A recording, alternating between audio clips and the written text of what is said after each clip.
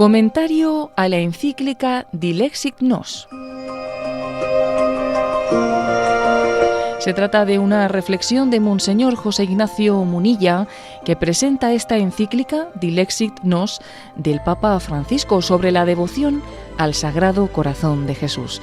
Ofrecemos esta segunda parte del comentario.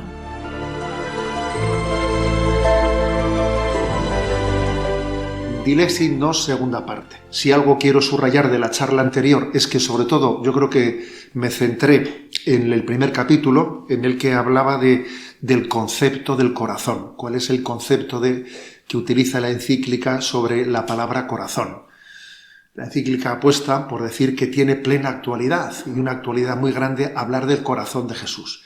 Y la tesis que mantiene en la encíclica es que el corazón es símbolo, es imagen de la interioridad, Yo allí elegí, creo que es muy ilustrativo, el lema de San John Henry Newman para entender lo que la encíclica entiende por corazón. El lema de San John Henry Newman es cor ad cor loquitur, el corazón habla al corazón, es decir, es la intimidad de Jesucristo que se te comunica, se revela, se comunica, y tú estás llamado a recibirlo no de manera superficial, sino a conectar desde tu intimidad, desde tu interioridad. Ese lema, cor ad cor loquitur, creo que ayuda mucho a entender. ¿Qué entendemos por corazón? Es la interioridad del corazón de Cristo. Estamos llamados también a no tener una recepción superficial, sino desde nuestra propia interioridad, comunicarnos con Él, corazón a corazón, y comunicarnos también entre nosotros con ese nivel de profundidad. Podríamos decir que la tesis que mantiene Dilexit Nos en su primer capítulo es que el corazón es casi sinónimo del concepto de persona. Es la interioridad que habla y se comunica contigo. Bueno, pues partiendo de eso, que eso lo explicamos en la charla anterior, vamos al capítulo cuarto y quinto. Al capítulo cuarto y quinto. El capítulo cuarto es el que hace el recorrido bíblico y el recorrido histórico de la devoción al corazón de Cristo. Ya el inicio de la encíclica ha subrayado que el título elegido, Dilexit Nos, es un título que está subrayando el núcleo del querigma. Nos amó, es lo nuclear del querigma, ha sido tomado como título de la encíclica. Pero bueno, si tuviésemos que, no voy a hacer en esta charla un recorrido detenido de todo el recorrido bíblico que hace la encíclica, pero si tuviésemos que elegir dónde está la cumbre, ¿no? La cumbre bíblica de la imagen del corazón de Cristo, pues creo que podríamos elegir el Evangelio de San Juan, sin duda. El Evangelio de San Juan, que creo que es para muchos padres de la Iglesia ha sido denominado como el corazón de las Sagradas Escrituras, curiosamente. No sé si sabéis que San Agustín dice que el corazón de las Escrituras es el Evangelio de San Juan, y el corazón del Evangelio de San Juan es el capítulo 17, la oración sacerdotal de Jesucristo. Así lo explica él. San Bernardo, sin embargo, dice que el corazón de las Sagradas Escrituras es el momento en el que Juan, el discípulo amado, reclina su cabeza en el corazón de Cristo. Dice, ese es el núcleo más íntimo de las Sagradas Escrituras. Así lo afirma, es una expresión bellísima, ¿no?, de San Bernardo de Claraval. ¿Cuáles podemos decir que son como la cumbre de ese recorrido bíblico? A ver, pues Juan 7, 37. El que tenga sed, que venga a mí y beba. De su seno brotarán manantiales de agua viva. Jesús se presenta como aquel que es elevado en la cruz y es fuente desde su costado para dar de beber al mundo. El mundo tiene sed. El mundo tiene sed. Y el corazón de Cristo es la fuente desde la que se sacia esa sed del mundo. Madre Teresa de Calcuta quiso que en todas las capillas de sus hijas esté puesto allí, tengo sed, como como el momento nuclear donde ella entiende que el corazón de Cristo tiene sed de nuestro amor, de nuestra respuesta. Y luego, obviamente, ¿no? Pues ese episodio de Juan 19:34. Uno de los soldados le atravesó el costado con la lanza y enseguida brotó sangre y agua. Otro momento culminante de la teología del corazón de Cristo es ese momento en el que el corazón de Cristo es traspasado. De la Poterie, este famoso exégeta francés, hace una aproximación a este texto maravillosa, supongo que la conoceréis muchos. De la Poterie dice: es curioso que el Evangelio de San Juan, que tiende a no repetir a los sinópticos, sino a complementarlos, es el único evangelio que recoge el relato del corazón traspasado por la lanza. En el momento en el que los sinópticos narran otra cosa, que es en el momento en el que Jesús muere, entonces el velo del templo se rasgó. Ese es el relato de los sinópticos. Sin embargo, San Juan no narra eso, que ya era conocido, y en ese momento dice que lo que se rasgó no fue el velo del templo, que cubría y tapaba el Sancta Sanctorum, sino que lo que se rasgó fue el costado de Cristo. Y entonces dice de la Poterie que sin duda alguna San Juan tiene una intencionalidad, ¿no? La intencionalidad es que ese velo del templo que se rasgó en el Antiguo Testamento era la imagen del misterio de Dios oculto al que el hombre no tiene acceso. Fijaros lo que era, que nadie podía entrar en el templo de Jerusalén detrás de ese velo que cubría el Sancta Sanctorum. Era lo inalcanzable. Y el momento de la muerte de Cristo se rasga. Y eso fue como un escándalo. ¿Pero qué pasa? Que el misterio de Dios ha quedado descubierto. Eso es lo que acontece cuando el corazón de Cristo es traspasado, que es como si se dijese: lo oculto de Dios ha sido revelado en Jesucristo.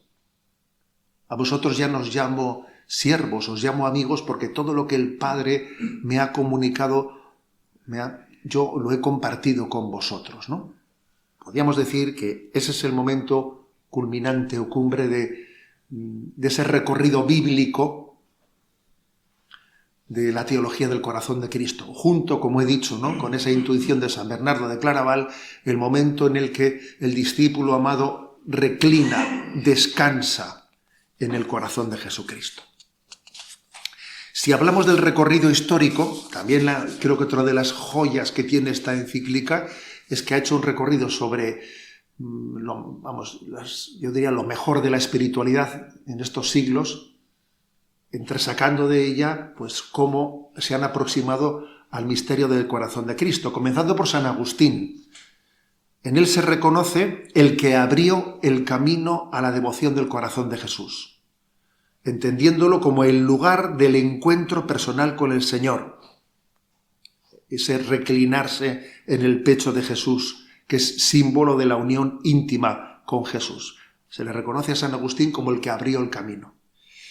Luego San Bernardo, para él, ¿no?, ese símbolo del costado traspasado es imagen de la revelación y de la donación de Dios, y él subraya mucho, San Bernardo, las llagas de Jesucristo. Las llagas, él las subraya mucho, como son como aberturas del amor de Dios al mundo. A través de esas llagas, lo escondido en esa humanidad santísima de Jesucristo, esa divinidad que está escondida en la humanidad, se revela a través de las llagas.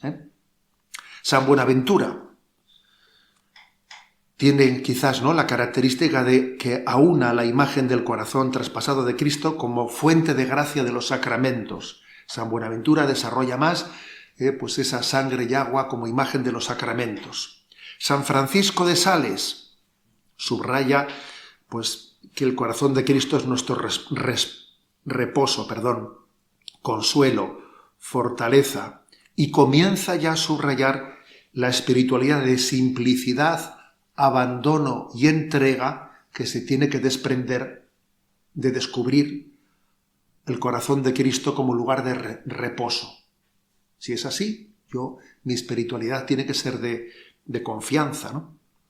Llega el momento culminante de Santa Margarita María, en sus apariciones entre el año 1673 y 1675, que justamente pues esta encíclica sabéis que tiene, vamos, el motivo histórico de los 350 años de esas revelaciones.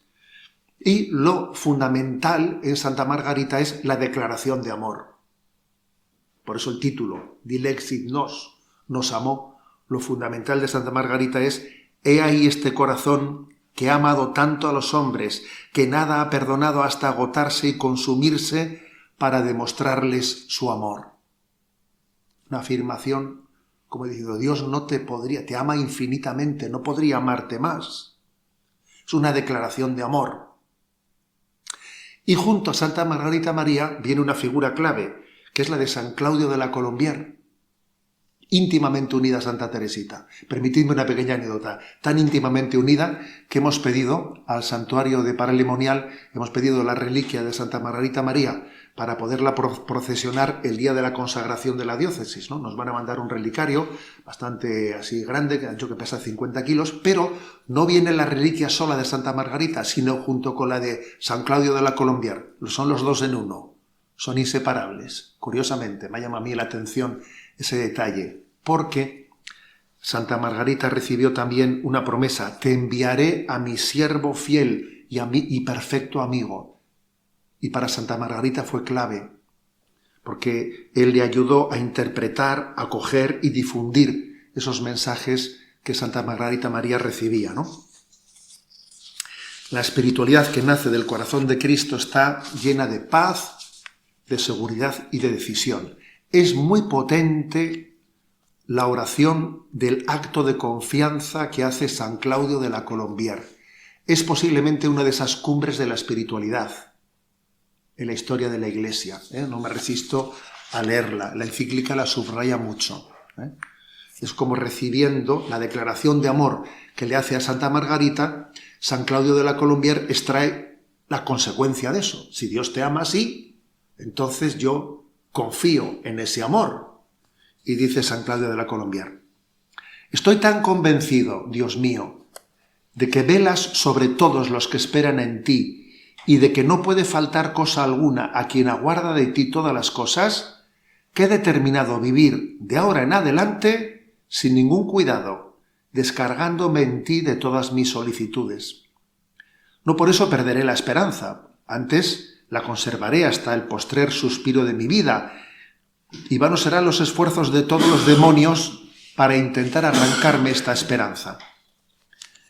Que otros esperen la dicha de sus riquezas o de sus talentos, que descansen otros en la inocencia de su vida, o en la aspereza de su penitencia, o en la multitud de sus buenas obras, o en el fervor de sus oraciones. En cuanto a mí, toda mi confianza se funda en la misma confianza. Confianza semejante jamás salió fallida a nadie, así que estoy seguro de ser eternamente bienaventurado, porque espero firmemente serlo, y porque eres tú, Dios mío, de quien lo espero. Bueno, es una oración maravillosa, de acto de confianza de San Claudio de la Colombière, después de que él ha acompañado a Santa Margarita María, a la cual el Señor, a través de ella, ha hecho una declaración de amor al mundo.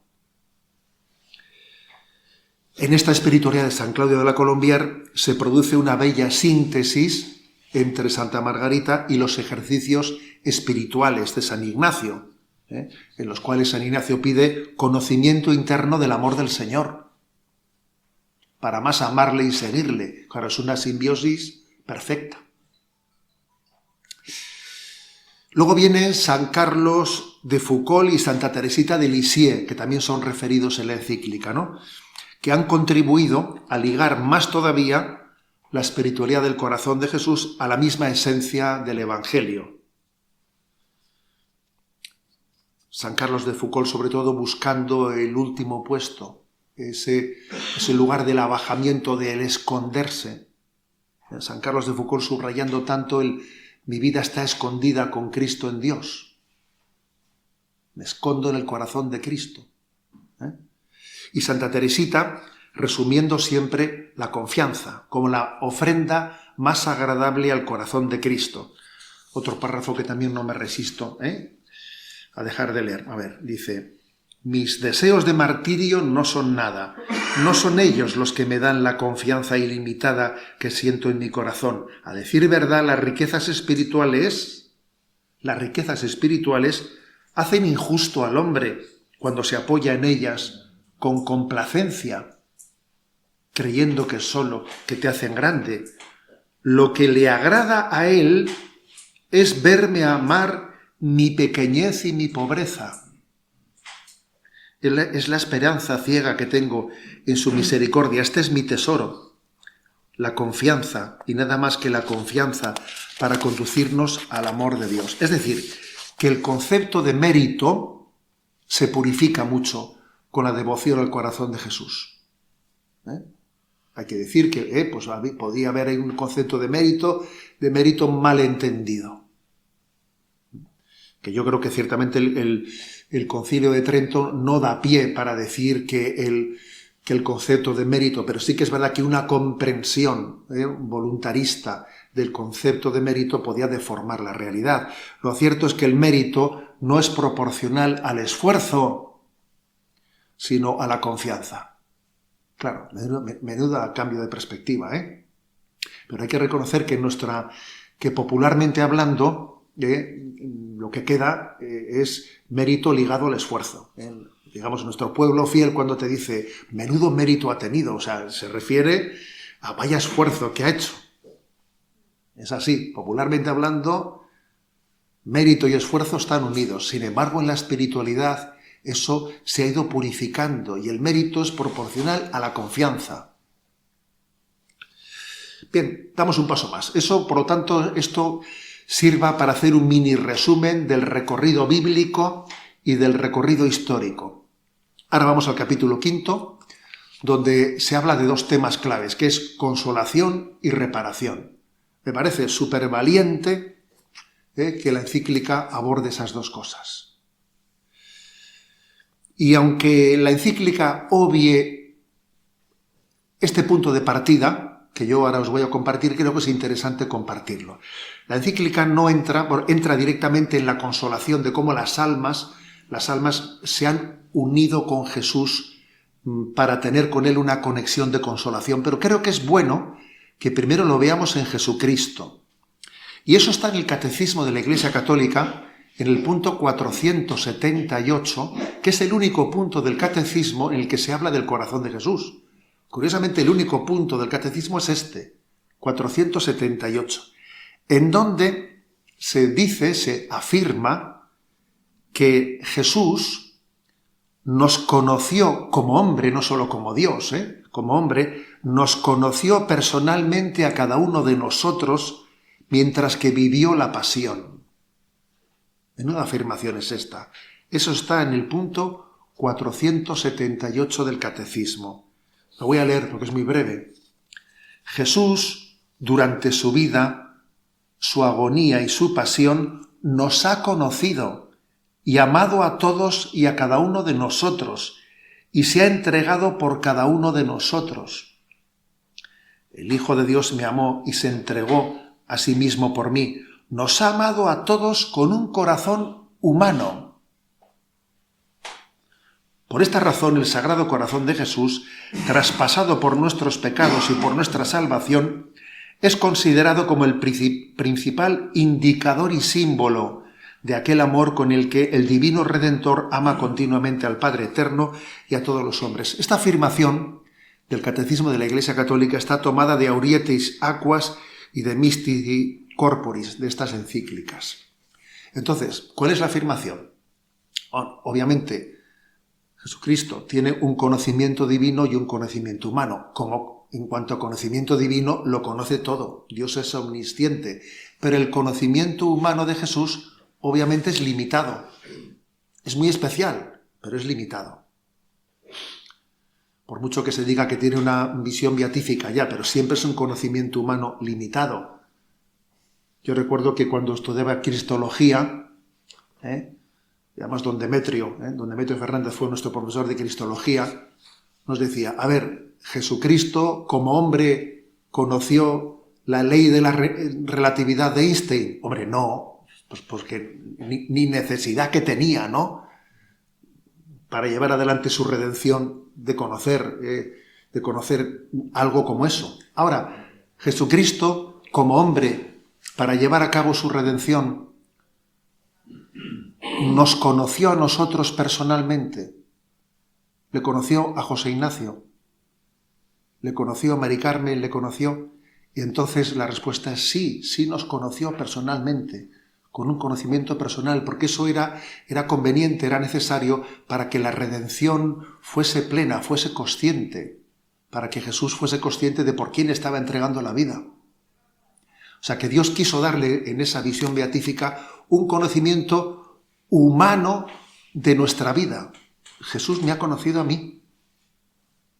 Esa es una afirmación del catecismo tremenda, que nos pone en sintonía, que Jesucristo está en sintonía conmigo, ¿no? Además, en la oración sacerdotal eso se entrevé. Dice: Padre, no solo te ruego por estos, sino por los que te van a conocer a través de estos. Es decir, en la oración sacerdotal, claramente allí se adentra en ese conocimiento que Jesús tiene de aquellos por los que va a entregar su vida. Bueno, por eso creo que a la hora de hablar de la consolación, primero creo que es muy importante comenzar por Jesucristo, de cómo Él nos ha conocido personalmente y sabía de mis pecados. Cuando Jesús estaba en Getsemaní y estaba sufriendo, sabía de mis pecados. Y mis pecados formaron parte del peso que Jesús sentía. Sabía también de mi deseo de santidad, ¿no?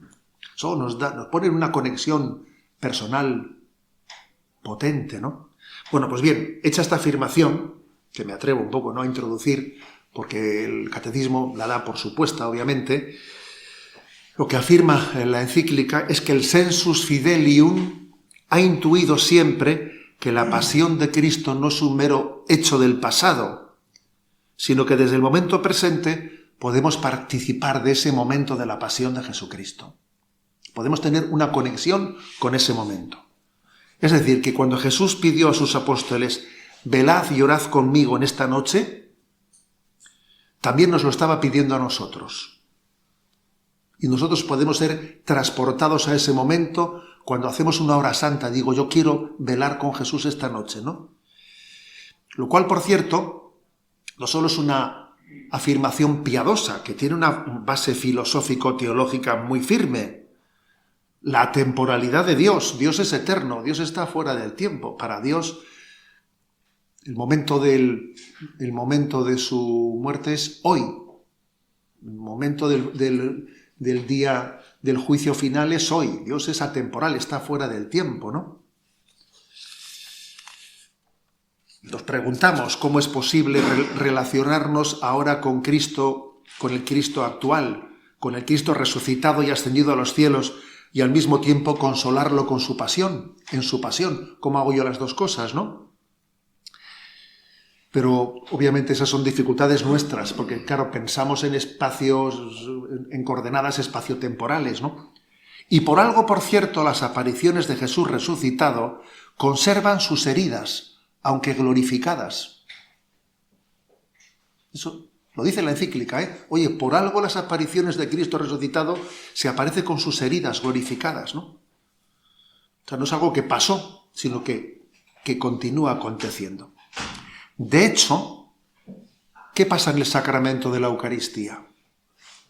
En el sacramento de la Eucaristía se está renovando de forma incruenta el sacrificio de Cristo, trayendo al presente lo que aconteció hace 2000 años, o si lo preferimos, trasladándonos nosotros hasta hace 2000 años en el Monte Calvario. Nos hace coetáneos de ese momento.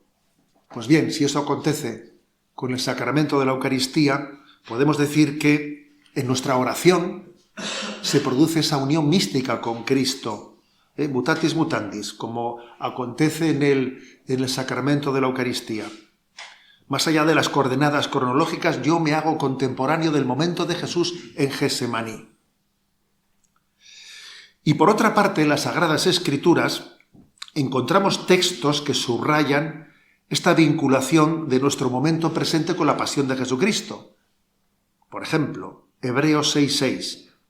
Los creyentes que hoy no viven de acuerdo con su fe vuelven a crucificar al Hijo de Dios. Oye, qué curioso. O sea, que lo que yo hago, vuelvo a crucificar a Cristo. ¿Eso cómo se explica? O Colosenses 1:24, completo en mi carne lo que falta a los padecimientos de Cristo. En resumen, ¿no? Que al mismo tiempo que intentamos hacer una ofrenda como consuelo a Jesucristo, pues haciendo una hora santa, etc., nos vemos iluminados y transfigurados por la gracia pascual de Cristo. Y es que el resucitado nos permite unirnos místicamente a su pasión. Dios Padre quiso darle a su Hijo el consuelo de todas las almas santas de todos los tiempos. Al mismo tiempo, el demonio, ahí en Getsemaní, le estaba intentando inducir a la desesperanza a Jesús ante el conocimiento que tiene también Jesús de nuestros pecados, ¿no? De cómo íbamos a rechazarle, cómo íbamos a despreciar su gracia. Entonces, en el corazón de Jesús hay un verdadero combate entre esa consolación y esa desolación que podría, ¿no?, acontecer viendo cómo su gracia iba a ser rechazada en muchos, ¿no? Y por cierto, esa batalla también se ve reflejada porque la consolación no solo viene por parte de los hombres, sino de los ángeles. Y resulta que en el Evangelio de San Lucas, capítulo 22, allí aparece ese ángel consolador. Y se le apareció: Padre, si es posible, que pase de mí este cáliz, pero que no se haga mi voluntad sino la tuya. Y se le apareció un ángel del cielo que lo confortaba. Madre mía. Pues aquí está este texto, ¿no? Que es palabra de Dios. Aunque nosotros de angeliología pues estemos muy justitos, pero está dentro del Evangelio. Por cierto, ¿no?, que escuché un relato piadoso sobre este pasaje, ¿no?, de un alma amante del corazón de Jesús, muy reparadora, ¿no?, muy devota del corazón de Jesús, que siempre durante su vida había hecho muchas horas de reparación al corazón de Jesús, ¿no? Total, que este alma fallece, va al cielo, y entonces tenía la curiosidad de conocer al ángel consolador que le había consolado a Jesús en Getsemaní. Claro, él le había hecho tantas horas santas, había meditado tanto en ese texto, y decía: yo a este ángel le tengo que conocer. Y allí en el cielo estuvo preguntando por arriba y por abajo hasta que dio con él, ¿no? Hasta que dio con el ángel. Y entonces le preguntó: yo tengo una duda. Y le dice: ¿y cuál es? ¿Qué le dijo usted al ángel para consolarle? Perdón, ¿qué le dijo usted a Jesús para consolarle? Y dice que el ángel le respondió: yo le hablé de ti. Fíjate, ¿no? Es un relato piadoso, ¿no? Diciéndole: yo le hablé de ti, de que tú como ibas durante tu vida a entregar tu vida por reparar el corazón de Cristo, ¿no? Bueno, un relato piadoso, pero que entronca perfectamente en esto, ¿no? Bueno, obviamente Dios ha querido introducirnos en esa consolación para el bien de nuestra alma. Para el bien de nuestra alma. No quiere decir que esto no le ayude a Jesús, que, a ver, nos ayuda a nosotros. Porque esto nos ayuda a tener una verdadera compunción, una verdadera contrición, sentir el dolor de nuestros pecados al ver lo que Jesús sufrió por nosotros, renovar el deseo de santidad en nuestras vidas. Y de hecho, ¿no?, San Ignacio de Loyola en sus ejercicios nos ayuda a pedir esta contrición. Acordaros de la famosa petición que él le dice al ejercitante que formule, ¿no? Demandar dolor con Cristo doloroso, quebranto con Cristo quebrantado, lágrimas, pena interna de tanta pena que Cristo pasó por mí. Esto es lo que dice San Ignacio. A ver, es exactamente lo que el capítulo 5 habla de esa consolación. Y por último quiero destacar, ¿no?, antes de que pasemos de la consolación en adelante, que el Santo Padre es muy contundente a la hora de sumarse al pueblo fiel en ese sensus fidelium, en esa devoción al corazón de Cristo. Tiene un párrafo en el punto 160, supercrítico, antignóstico, que lo voy a leer porque es tremendo. Dice la encíclica: por consiguiente, ruego que nadie se burle de las expresiones del fervor creyente del santo pueblo de Dios, que en su piedad popular intenta consolar a Cristo.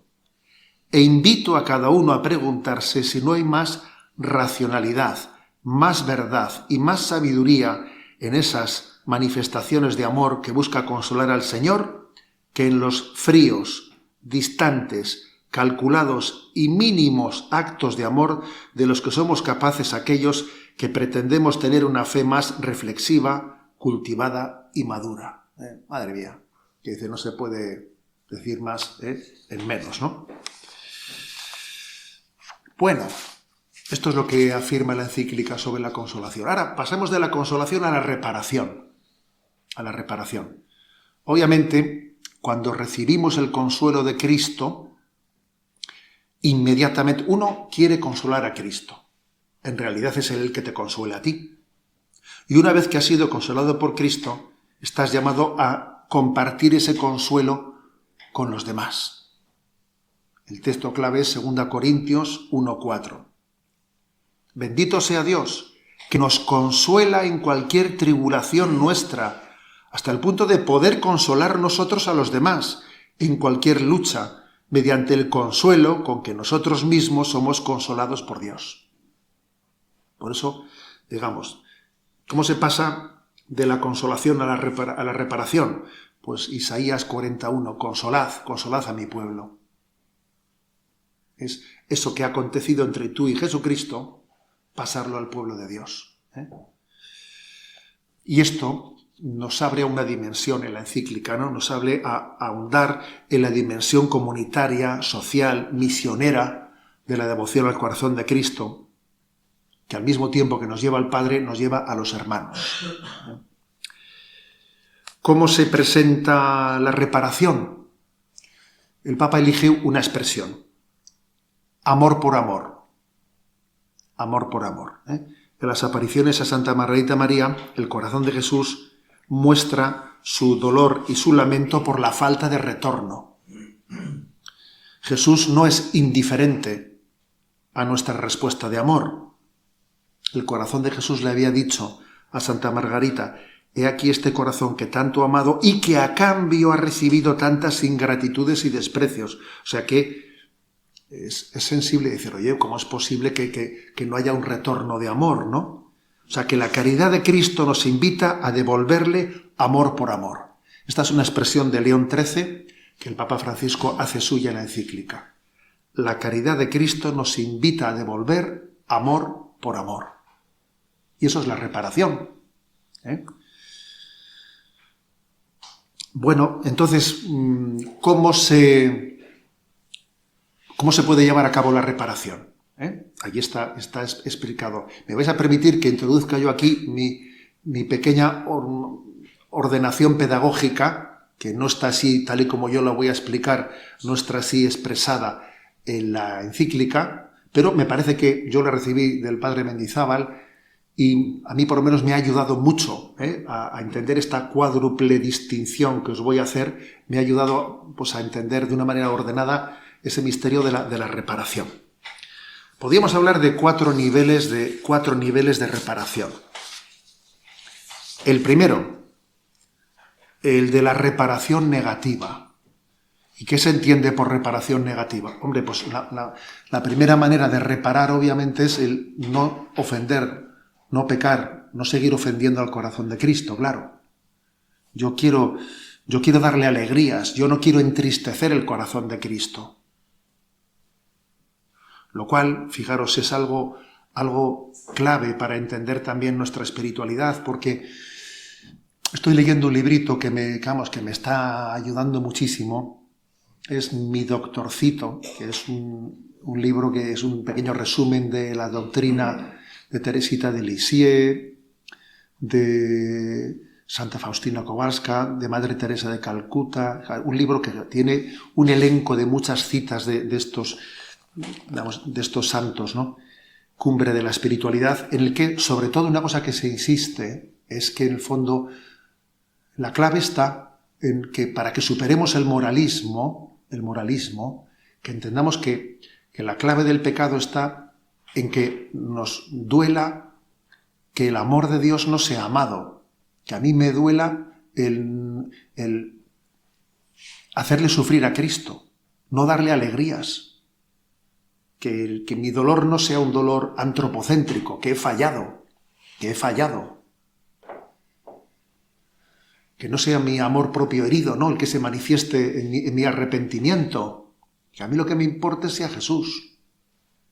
Porque es verdad que puede ocurrir perfectamente que en el fondo nuestro dolor sea muy imperfecto, pues porque sea antropocéntrico, ¿eh?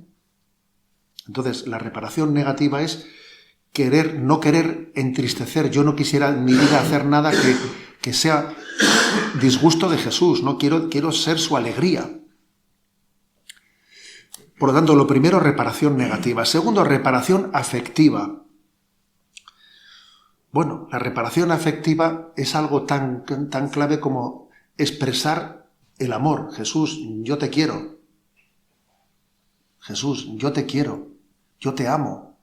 El amor no hay que darlo por supuesto, hay que expresarlo.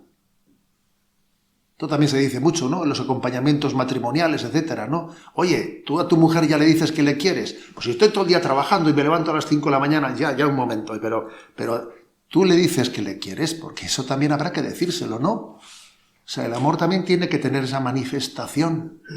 O sea, tenemos en nuestra vida una dimensión afectiva. ¿Tú le dices que le quieres?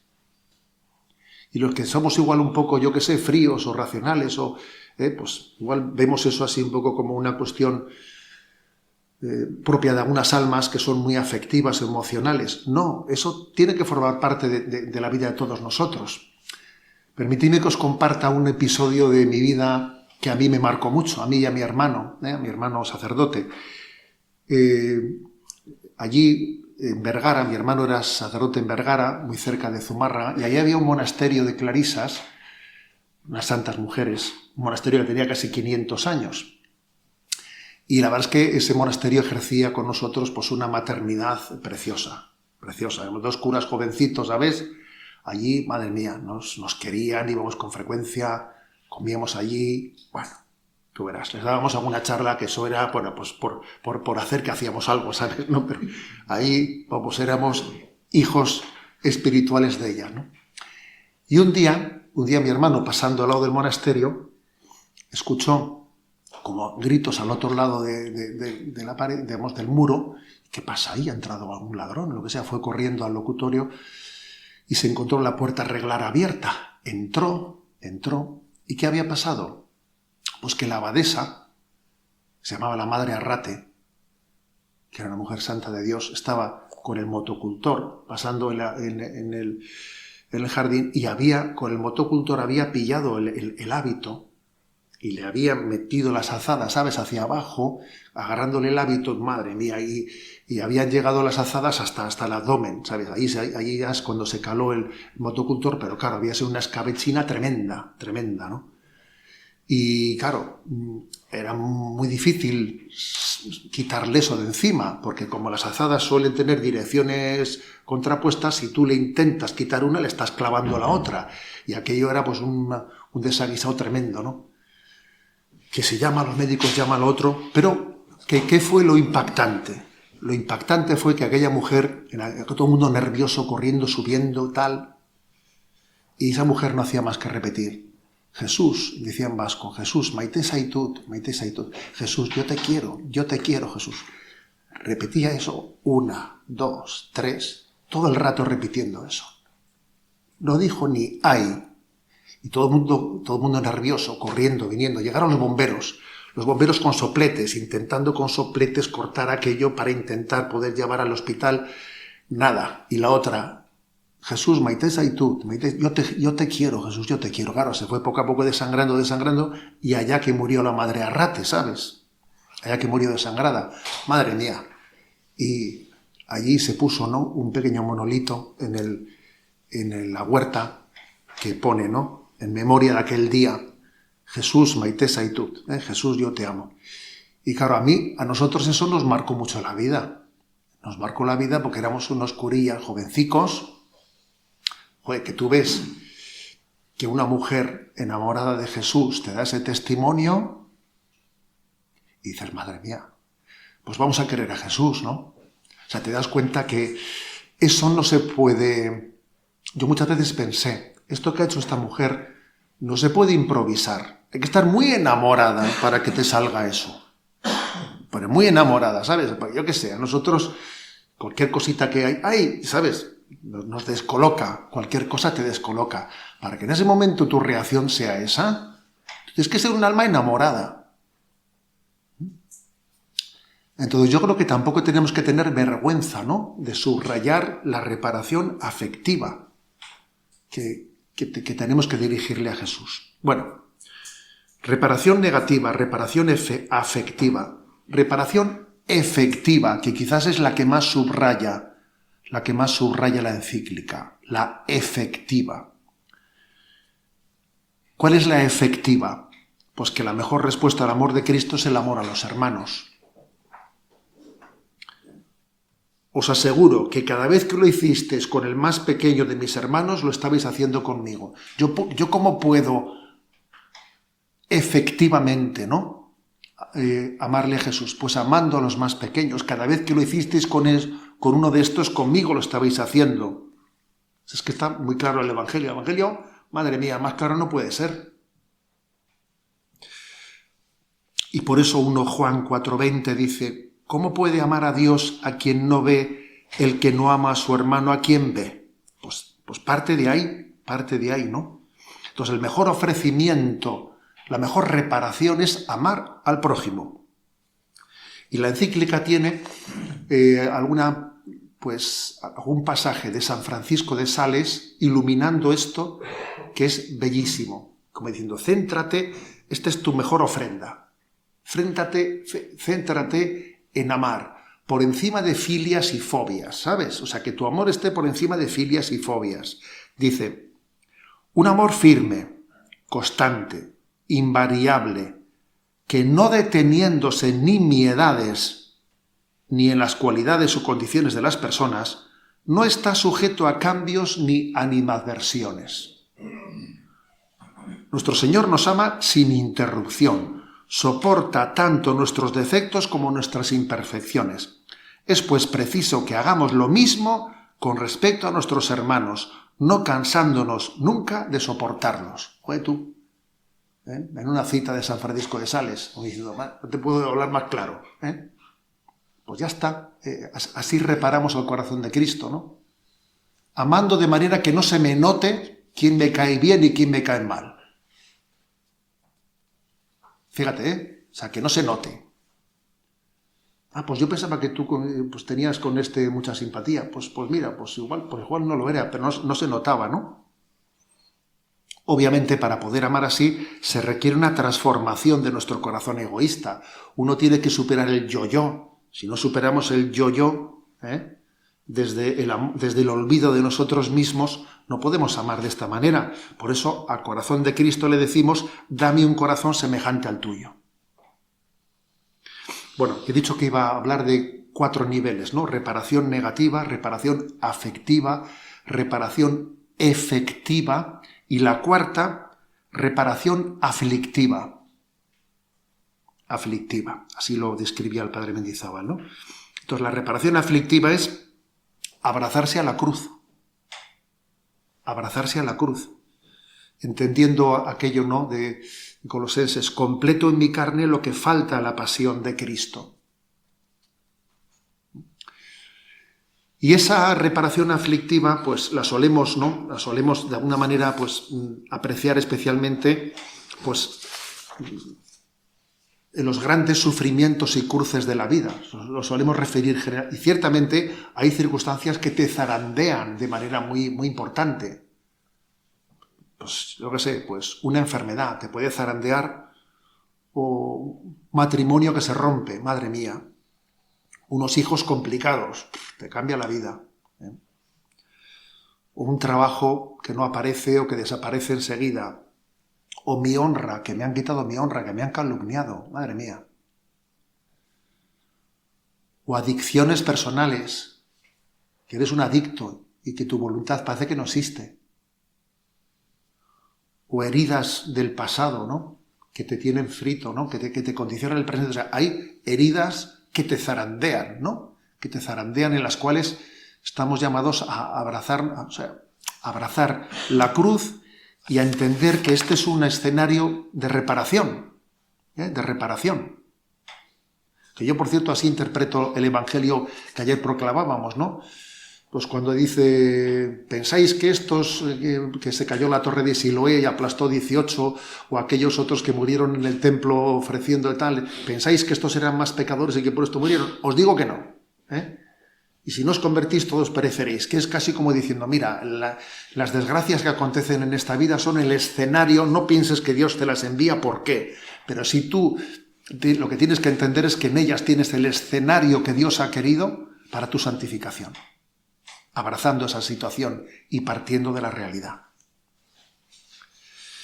Y esa es una manera de reparación, la de abrazarse a Cristo, ¿no? Pero la encíclica dice algo que me parece muy sabio, que es que esa reparación no hay que estar únicamente refiriéndola a las grandes cruces, a las grandes pruebas en las que somos zarandeados, sino también hay que referirlas a las pequeñas contrariedades de la vida. Y estamos llamados a hacer un ofrecimiento de ellas. Si no somos capaces de las pequeñas contrariedades de la vida, ofrecerlas, abrazarlas y ofrecerlas, pues cuando llegue la cruz extraordinaria te vas a quedar hundido. Ofrecer las incomodidades, ¿no? Y también viene un texto de San Francisco de Sales impresionante. Incluso las cosas más pequeñas y triviales, todas ellas son el escenario, pues, para poder hacer una ofrenda de amor. Dice San Francisco de Sales, tantos leves detalles de caridad ordinarios, ese dolor de cabeza o de muelas, una indisposición, la palabra desabrida de mi marido o de mi esposa, la rotura de un cristal, el desprecio, una burla, la pérdida de un anillo, cualquier cosa, la vergüenza que siento al cumplir mis deberes delante de los demás, que se ríen de mí, cualquier cosa, haz de ella un ofrecimiento de amor. Me llama la atención esto, ¿eh? Me llama la atención. O sea que son como 4 niveles, ¿no? 4 niveles de reparación. Reparación negativa, reparación afectiva, reparación efectiva, que es en la que más se centra la encíclica, reparación aflictiva. La encíclica subraya la dimensión social de la reparación. Hay una dimensión social. San Juan Pablo II fue quien subrayó ese sentido de la reparación. La reparación no solo de los pecados de nuestra vida, sino los pecados de todos nuestros hermanos.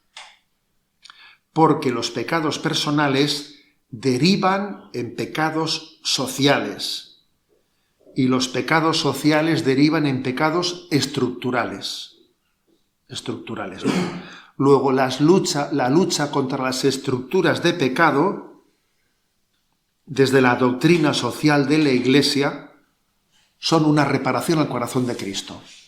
Esto está ligado también a la doctrina del reinado social del corazón de Cristo. La lucha contra las estructuras de pecado. O sea, el que desenmascaremos, ¿no? Como en nuestra cultura, pues se van asumiendo criterios que son absolutamente mundanos, que no responden para nada a los criterios del Evangelio, y sin darnos cuenta los vamos asumiendo, vamos tragando, ¿no? Pues en todo, en tantas cosas. Pues por ejemplo, recientemente, ¿no? Pues en el programa de Sexto Continente, una persona, ¿no? me preguntaba por el detalle de la inversión de nuestro dinero. Dice, es que resulta que igual tenemos el dinero invertido en unos fondos de inversión que vete tú a saber los beneficios que te estás rentando, dónde están obteniendo el beneficio. Es que lo mismo estás tú ahí invirtiendo fábricas de fecundación in vitro, o en las bombas que están tirando en Gaza, o en, o sea, vete tú a saber ese dinero que tú estás invirtiendo, o sea, fruto de qué es. Y decía el hombre, ¿no tendremos una responsabilidad nosotros en controlar esto? O sea, o yo me sumo a una sociedad en la que aquí, claro, y yo, pues claro, pues le respondí, pues tiene usted toda la razón. Y tendremos que hacer un programa específico sobre esto, ¿no? O sea, por ejemplo, o sea, es decir, que tomarnos en serio lo que es, ¿no?, la estructura de pecado que se genera en nuestra sociedad es un tema serio, es un tema serio. Entonces la encíclica apunta a esto, sin desarrollarlo, pero lo apunta diciendo, esto es un tema en el que tenemos que concretar la reparación al corazón de Cristo, ¿no? He puesto un ejemplo, pero que, claro, el horizonte es muy amplio, ¿no? En definitiva, pues creo que podíamos, ¿no?, resumir esta segunda exposición de Dilexit Nos, ¿no?, en 3 partes. Es recorrido bíblico e histórico.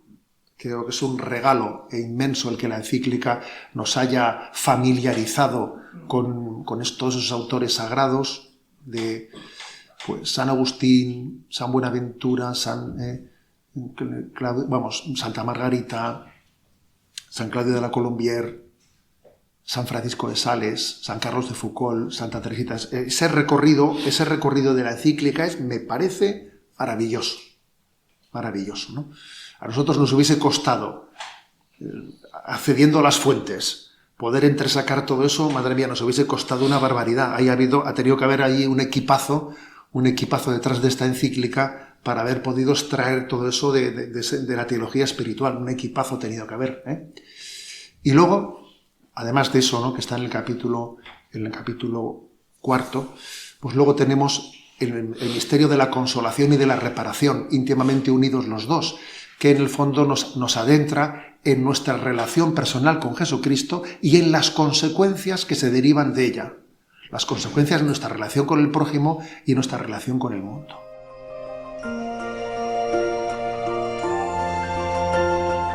Así finaliza en Radio María esta segunda parte del comentario a la encíclica Dilexit Nos por parte de Monseñor José Ignacio Munilla. Presentó esta encíclica del Papa Francisco en 2 partes. Hoy hemos podido escuchar la segunda parte de este comentario a la encíclica que trata sobre la devoción al Sagrado Corazón de Jesús.